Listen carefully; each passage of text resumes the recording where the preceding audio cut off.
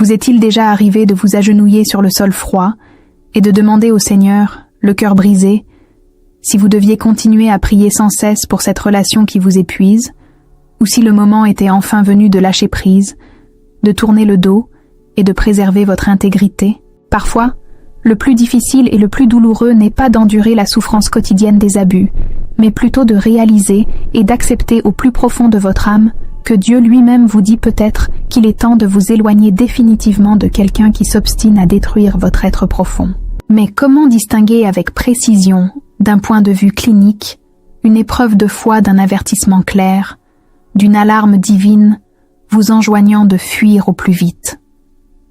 Si votre esprit est paralysé, cruellement tiraillé entre votre désir sincère d'obéir à Dieu et l'épuisement physique et mental causé par la manipulation, soyez attentifs à chaque mot qui suit. Aujourd'hui, nous allons révéler la première partie d'un avertissement profond concernant les 5 signes incontestables qui indiquent que Dieu vous autorise spirituellement et vous ordonne directement de vous éloigner de cette personne toxique. Vous découvrirez comment différencier la vraie foi de la fausse culpabilité religieuse qui vous enchaîne à la souffrance et comment briser la confusion mentale qui paralyse vos décisions.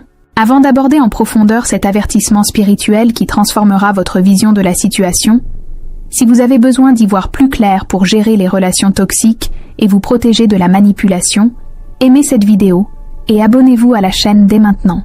Votre soutien est essentiel pour que ce message de libération atteigne et sauve d'autres esprits prisonniers du même mensonge. Votre vie, votre esprit, vos émotions et votre paix intérieure sont comme une terre sacrée que Dieu vous a confiée, à cultiver et à protéger de toutes vos forces.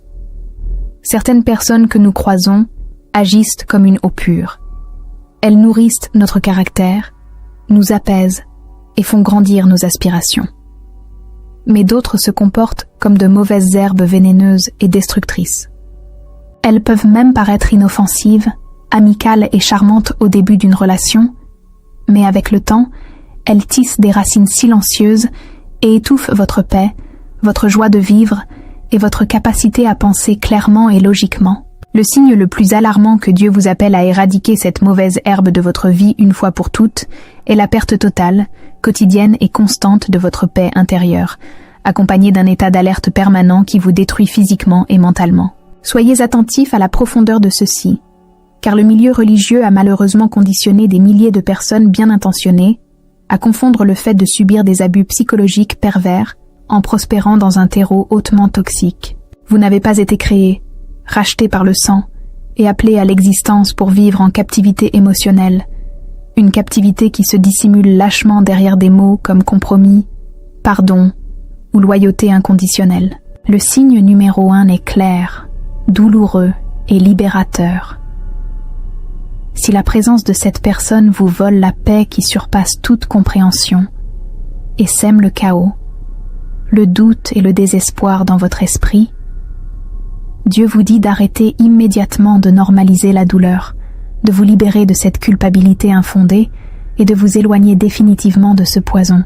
Cette compréhension profonde nous conduit naturellement et indéniablement au deuxième signe, qui s'attaque sournoisement au cœur même de votre identité et à vos principes les plus sacrés. Le second signe que Dieu vous ordonne expressément de prendre vos distances se manifeste lorsque cette coexistence destructrice commence à imposer une exigence silencieuse, dangereuse et implacable, celle de corrompre, de mutiler et d'abaisser vos propres valeurs morales et spirituelles, simplement pour maintenir une illusion de paix fragile et illusoire. Il existe une illusion extrêmement dangereuse et répandue, née de la profonde dépendance affective, qui prétend que votre infinie bonté, votre amour inconditionnel, votre tolérance inépuisable et votre lumière intérieure parviendront, tôt ou tard, à faire fondre et à transformer le cœur de pierre d'un prédateur abusif. Vous vous persuadez naïvement, avec espoir, que si vous pouviez aimer un peu plus, si vous ravaliez votre fierté et pardonniez l'impardonnable une fois de plus, la bonté divine qui réside en vous l'affecterait comme par magie, et il se transformerait enfin en la bonne personne qu'il prétendait être au début de votre relation. Mais il est impératif d'affronter la réalité et de vous répondre avec une sincérité logique absolue. Si la bonté parfaite, la grâce infinie, l'amour inconditionnel et le sacrifice suprême de Dieu lui-même n'ont pu changer le caractère corrompu et les mauvaises attitudes de cette personne, parce qu'elle a le libre arbitre de choisir le mal, qu'est-ce qui vous fait croire que votre patience humaine, vos larmes nocturnes et votre épuisement physique pourront accomplir cet impossible miracle? La vérité incontestable, biblique et comportementale, est que les mauvaises fréquentations corrompent toujours les bonnes mœurs. L'élément toxique contaminera toujours l'élément sain s'il n'y a pas de distance et de barrière infranchissable entre les deux. Ce processus de contamination et de dégradation morale ne se produit pas du jour au lendemain. Il est insidieux et commence de manière très subtile. Le manipulateur émotionnel vous observe et teste vos limites petit à petit, vous forçant à faire de petites concessions quotidiennes. Le signe qu'il est temps de partir au plus vite apparaît précisément au moment où vous réalisez que votre intégrité est ternie et diluée par sa présence. Voyez ce qui se passe concrètement dans cette relation. Dans une tentative désespérée d'empêcher la personne toxique d'avoir une nouvelle crise de rage ou de vous infliger une nouvelle souffrance émotionnelle, vous commencez, presque sans vous en rendre compte, à mentir. Vous vous surprenez à inventer des excuses alambiquées et fallacieuses pour votre famille et vos amis les plus proches, essayant désespérément de cacher leur comportement inacceptable, leur irresponsabilité chronique, leurs accès de colère ou leur cruauté cachée. Vous abaissez vos propres exigences en matière de respect et tolérez les remarques sarcastiques, les humiliations et les commérages destructeurs sans réagir, juste pour éviter une énième dispute interminable et épuisante. Vous commencez à accepter des manipulations financières douteuses, des demi-vérités ou un chantage affectif intense, baissant votre garde et ignorant votre conscience morale. Un jour, vous vous surprenez à justifier et défendre des attitudes agressives et déloyales que 5 ou 10 ans auparavant, vous auriez rejetées avec véhémence et que vous n'auriez jamais acceptées. Vous croyez sincèrement agir avec amour, sagesse, empathie et diplomatie, mais la vérité, aussi claire qu'effrayante, est que vous compromettez votre honneur et désobéissez ouvertement aux principes de vérité et de justice établis par Dieu pour vous protéger. Votre sacrifice héroïque n'élève pas l'agresseur. Au contraire, vous êtes enchaîné et entraîné lentement vers son niveau de malhonnêteté, de cynisme et de confusion morale. Vous devenez otage et complice du chaos d'autrui pour éviter la douleur du rejet. Lorsqu'une relation, quelle qu'elle soit, exige de vous que vous fermiez les yeux sur des mensonges flagrants, que vous acceptiez un manque de respect constant comme une caractéristique normale, et que vous étouffiez la forte conviction du Saint-Esprit en vous pour ne pas déplaire à un être lâche et manipulateur, Dieu vous ordonne expressément, urgemment et sans appel de prendre vos distances et de vous séparer totalement. Le Seigneur a placé entre vos mains un jardin d'une richesse inouïe, votre esprit et votre cœur, à cultiver avec vérité, dignité, sagesse et intégrité. Il ne souhaite en aucun cas que vous laissiez, au nom d'un amour idéalisé, les fléaux de la manipulation détruire votre paix intérieure et votre sérénité. Protéger votre intégrité inaliénable, défendre votre santé mentale, le cycle des abus, des mensonges, des trahisons ou des violences psychologiques recommence, souvent avec une intensité encore plus cruelle. Soyez attentifs à ce que Dieu vous révèle à travers cette répétition. Les paroles ne sont pas des fruits. Les excuses vides ne sont que des tactiques de survie d'un manipulateur qui veut vous garder sous son emprise. La Bible nous enseigne clairement que le véritable repentir engendre un changement radical de comportement.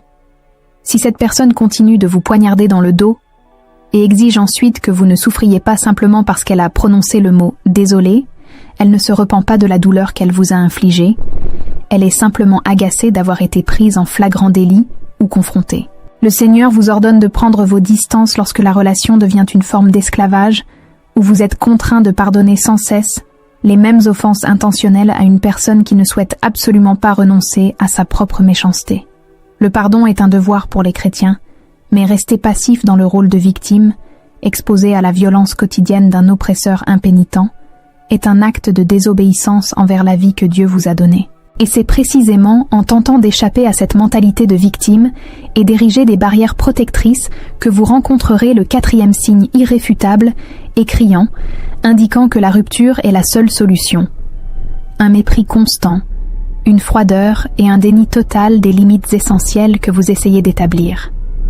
Dans toute relation saine, les limites ne sont ni des actes d'égoïsme, ni des attitudes dénuées d'amour, ni de simples caprices. Les limites sont des outils précieux, institués par le Créateur lui-même, pour protéger votre équilibre mental, votre intégrité physique et votre espace spirituel. Lorsque vous trouvez le courage de dire non fermement, lorsque vous exigez la transparence financière, lorsque vous demandez de l'espace et du respect après une dispute, ou lorsque vous faites clairement comprendre que vous ne tolérerez plus que l'on manque de respect à votre voix, vous érigez une barrière protectrice autour du jardin de votre cœur.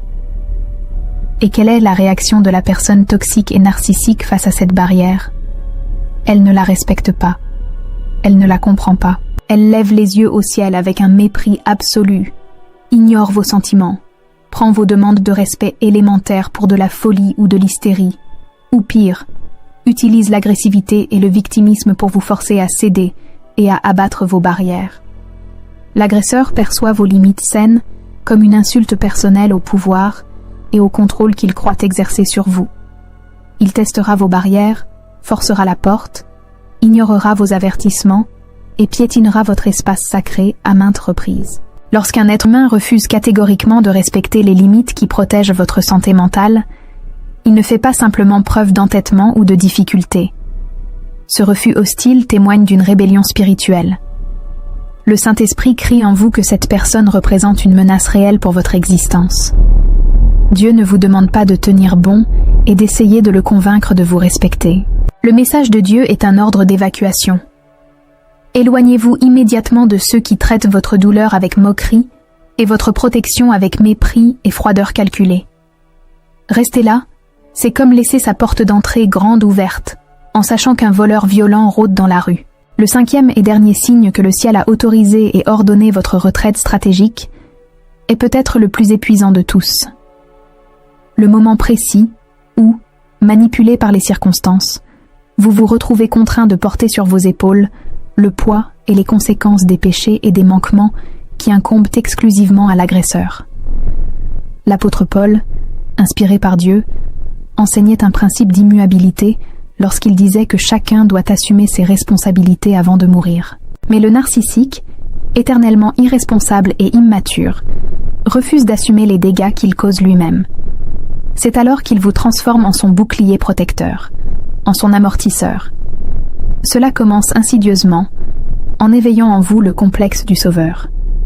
Vous vous mettez à résoudre les problèmes financiers qu'il a engendrés par le mensonge et l'impulsivité. Vous trouvez des excuses à son patron, son pasteur, ses voisins, sa famille, tentant de dissimuler sa grossièreté et ses défauts de caractère. Vous passez des heures chaque jour à absorber et à gérer ces émotions instables et explosives pour éviter que la maison ne sombre dans le chaos. Vous devenez celle qui répare tout, qui en paie le prix moral, qui éteint les incendies et qui nettoie les dégâts qu'il laisse derrière lui. Et pendant que vous faites tout cela, croyant être une épouse soumise, une amie fidèle ou une fille dévouée, votre propre vie se consume. Votre vocation, votre énergie vitale, votre ministère, votre carrière et votre santé physique s'épuisent comme une belle plante étouffée par la racine d'une mauvaise herbe vénéneuse. L'alarme divine retentit à plein volume lorsque le fardeau des autres commence à détruire le but que le Seigneur a placé dans votre vie. Dieu ne vous a jamais créé, ni conçu, pour être le réceptacle de ses émotions, ou la sauveuse d'un homme adulte qui s'obstine à se complaire dans ses propres erreurs. Retirez votre soutien constant, cessez de payer pour son irresponsabilité, et renvoyer le fardeau des conséquences destructrices à celui qui les a engendrées, n'est ni un acte de vengeance, ni un abandon. C'est la forme la plus élevée et la plus pure d'obéissance à Dieu. Vous devez cesser d'entraver la justice divine. Tant que vous vous interposerez pour amortir sa chute, il ne ressentira jamais la gravité de son péché et n'aura jamais de véritable raison de se repentir. Ces 5 signes ne sont ni des coïncidences, ni le fruit d'une lassitude passagère. Ils sont la voie de sortie que Dieu a tracée pour vous sauver de ce cachot de mensonges et de manipulations. Vous avez la permission spirituelle, l'autorité et le devoir moral de préserver votre lucidité et la pureté de votre cœur. Votre rôle n'est pas de réparer ceux qui se complaisent dans la souffrance. Libérez-vous de la culpabilité, relevez la tête, affirmez vos limites et marchez avec une foi inébranlable vers la lumière et la paix qui vous ont été promises. Si cette vidéo vous a ouvert les yeux, vous a apporté le soulagement que vous attendiez et a confirmé votre intuition, merci de la liker, de vous abonner à la chaîne pour ne rien manquer et de nous dire en commentaire quel signe a été le plus douloureux à reconnaître pour vous. Pour poursuivre votre cheminement vers la libération et apprendre comment vous protéger de ces prédateurs, regardez la vidéo qui s'affiche à l'écran.